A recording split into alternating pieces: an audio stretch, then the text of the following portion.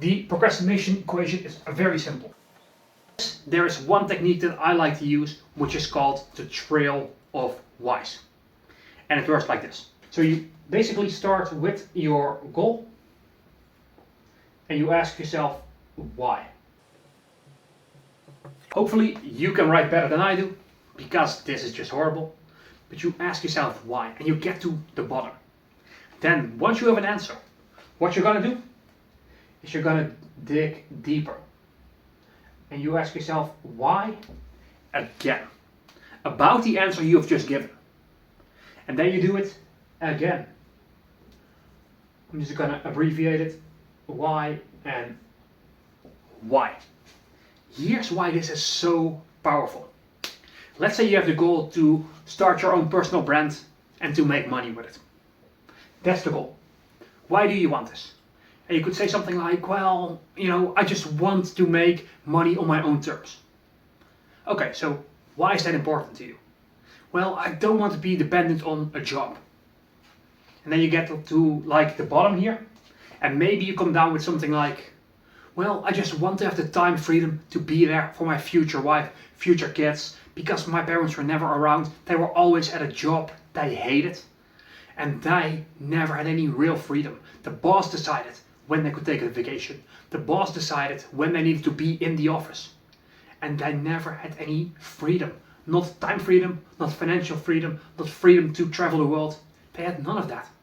And I want for myself and my children to experience what it means to be totally free. Right? That could be one of the outcomes once you go through 5-6 layers of this trail of why. Now, let me ask you one simple question. What is gonna spark more desire into you? I want to build my personal brand, or I want to give my children the chance to experience life to the fullest and to be there to watch them grow up. Right? One of them is a surface level goal. The other one is a deep emotional reason why you must succeed, not why you just want to succeed. And as you go through this trail of whys, you increase the desire, and as you make things smaller and you focus on the first step and then just on getting started, you reduce this factor. And one thing I'm going to give you on fear is you just need a few moments of bravery. We talked about that fear of the unknown. Guess what?